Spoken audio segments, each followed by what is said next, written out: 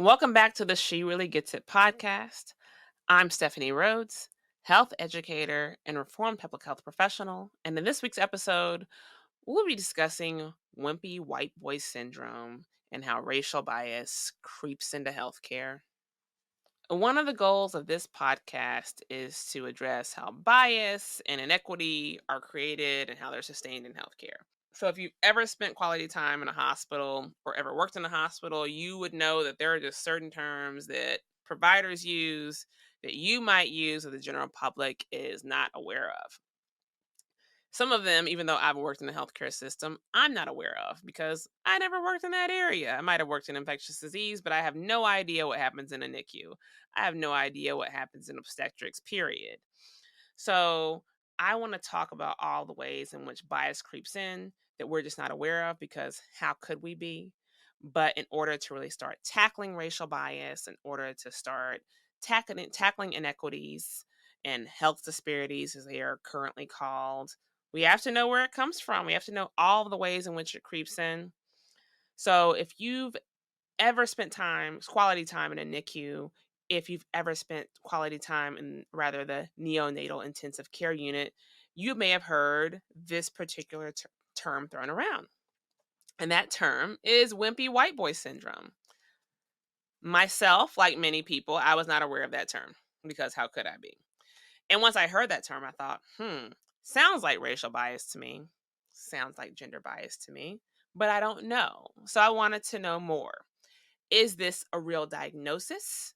If so, what causes it? What's the course of treatment? Is there a cure for it? And I started out by, of course, doing what we all do. Let me Google this. Let me look it up. Is there a specific definition of this? And I couldn't find one specific definition. In fact, there were several definitions, and it depended on the hospital, depended on the provider, depended on the article that you were reading. So I'll go through a few of those definitions. So definition one. This term is specifically used to describe white male preemies because they tend to have underdeveloped lungs at birth and often aspirate fluid into their lungs. Definition two.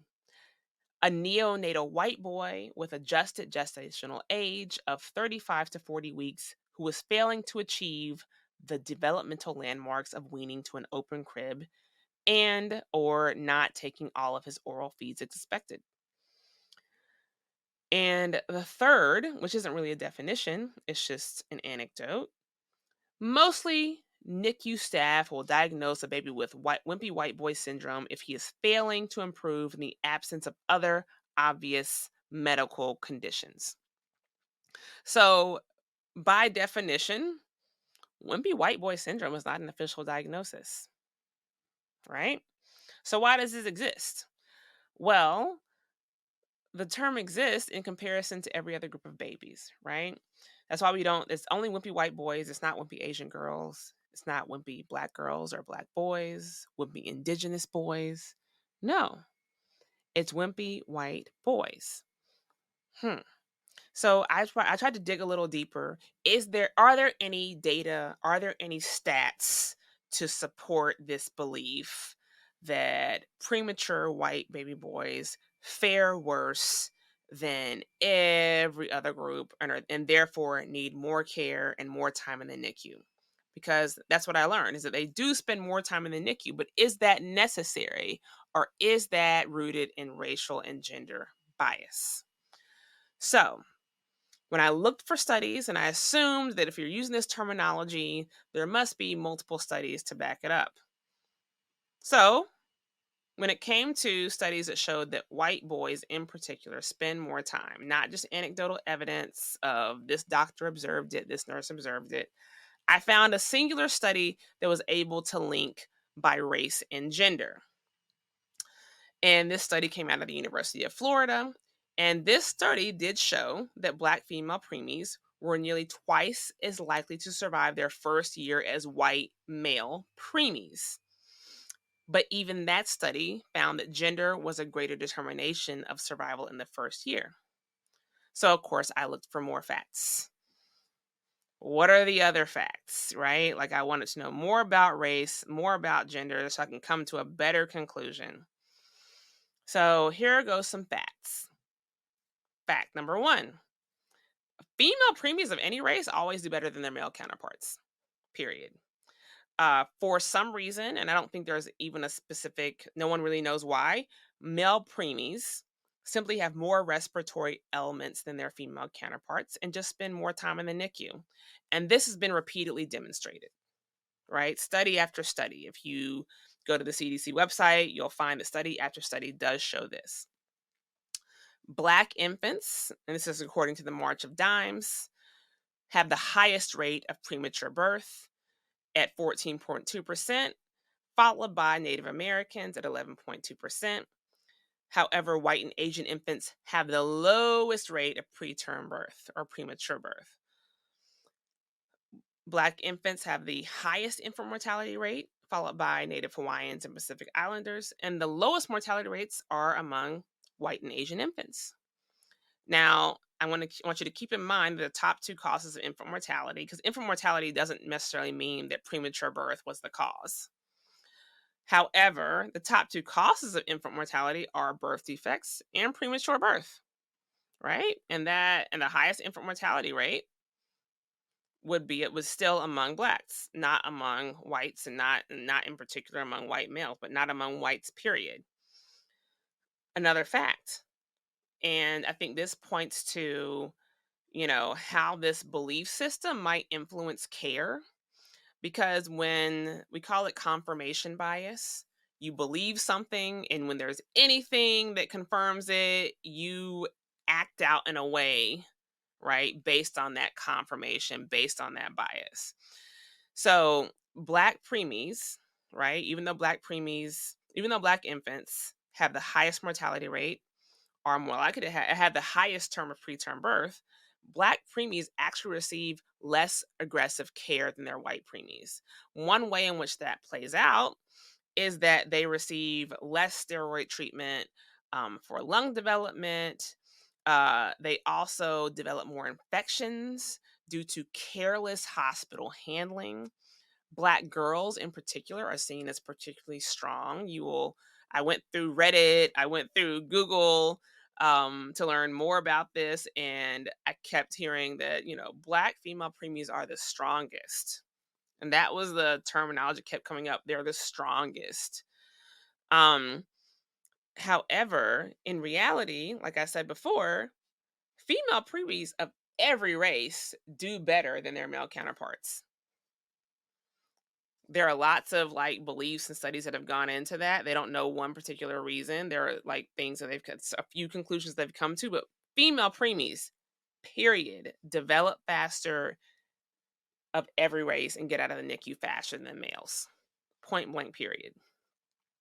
So in 2020, we think about, like, just how infants are treated within our hospital systems, and not just preemies but all newborns, right? So because we know that, like, black infants are more likely to be born premature compared to, like, white infants, and we know that white infants that are born premature receive more aggressive treatment than black infants, right, who receive less aggressive treatment.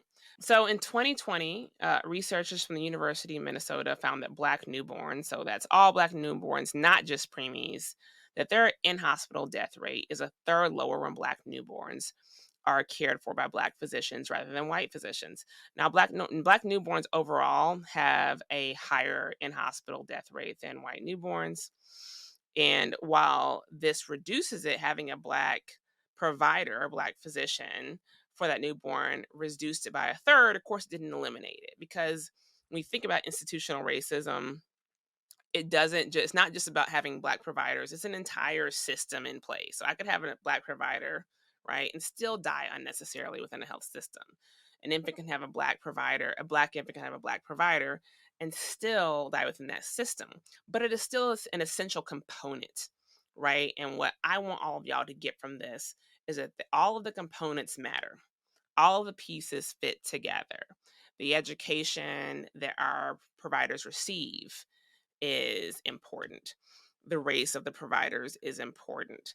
understanding our providers having a more comprehensive education is important. The textbooks they're using is important. um, the teachers and mentors that are available within these institutions is important. So all of these systems, all of these components of every system work together. So if having a black provider, simply having a black provider reduces a black infant's in hospital death rate by a third, what would it mean to have an entire system, right? That is not anti Black, that is not anti Indigenous, because while Black infants have the highest rate of preterm birth, Native Americans and Indigenous infants have the second highest rate of preterm birth, right? So, what does it mean to create a system, right, that actually does work for everyone, that isn't prioritizing one group, in this case, wimpy white boys who need more care, even if that care isn't targeted, right? Because wimpy white boy syndrome is not a real diagnosis. It's something they come up with if they don't know what else is going on. I don't know what's wrong with your baby. He's white, male, and born prematurely. It must just be wimpy white boy syndrome. You know how they are. That's not a real diagnosis, but it does mean they spend more time in the NICU than any other group of babies, right? And not only is it not a real diagnosis, not only does it result in those parents having to wait longer to get a diagnosis for their baby, it also means there's attention being taken away from other groups of babies that have very real issues.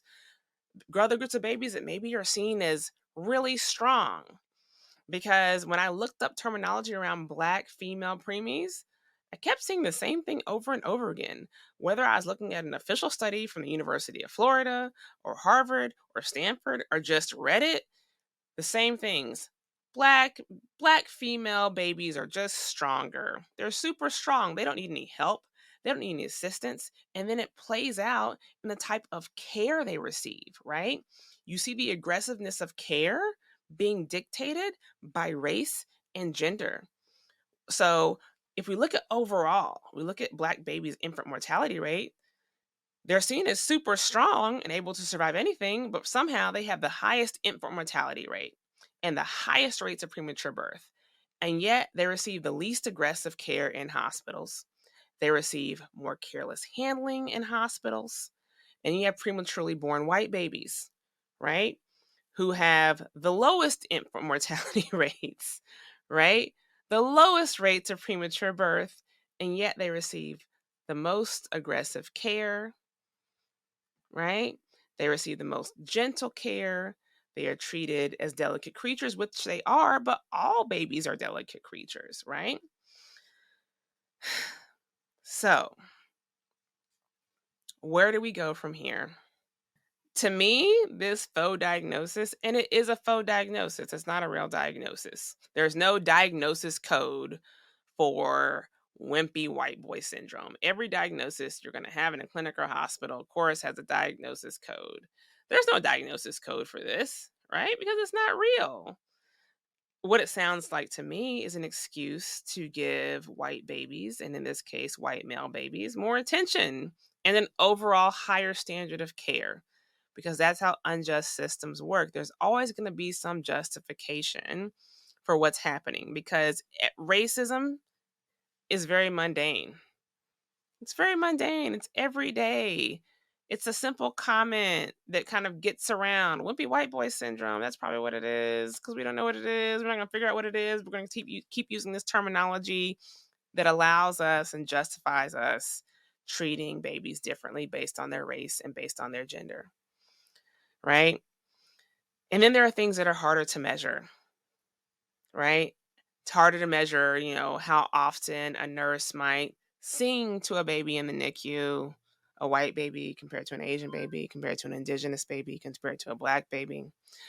The number of times, that nurses might make a slick comment about certain parents just don't care because they're not in the NICU as much, not taking into account certain parents have to work, certain parents don't have maternal leave or paternity leave, right? And so when you hear the term health disparity in public health, Understand, first of all, it's a broad term, and I hate the term health disparity. Most of the time, most people who don't work in public health don't know what the fuck that means. It doesn't really mean anything to me because it's so broad. It could mean the amount of time it takes you to get from point A to point B, right? It could mean that there are no wheelchair ramps in front of that building.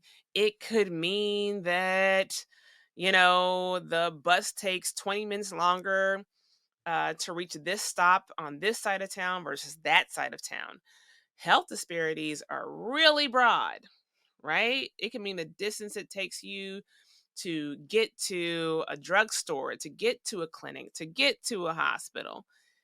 It's too broad. And to me, it's a way to distance from the central issue. The central issues are always the things we don't want to talk about. It's always white supremacy. It's always sexism. It's always transphobia. Always, right? That's always at the core of it. The things that we don't want to talk about are always at the core of this.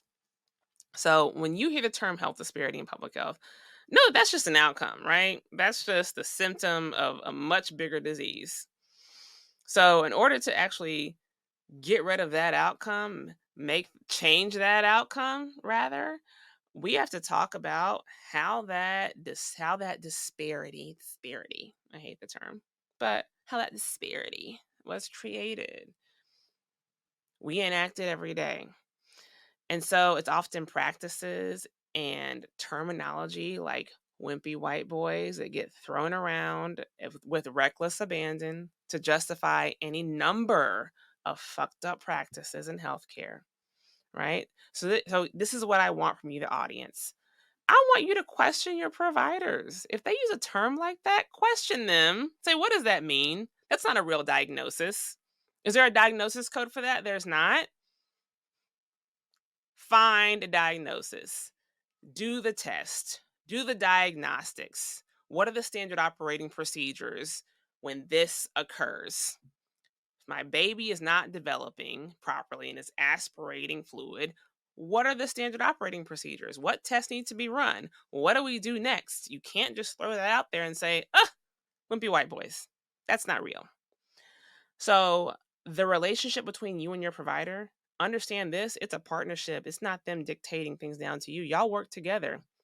It's your body, it's your child's body, it's your life, it's your child's life, it's your parents' life.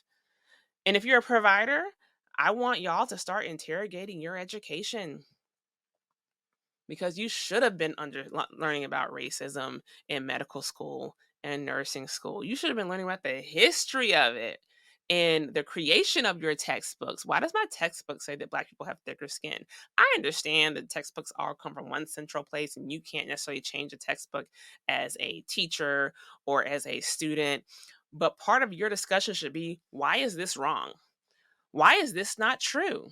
Why is it not true that Black people have thicker skin and are less sensitive to pain? But it says it in this textbook. Let's talk about that. That should be a topic of discussion that day, right?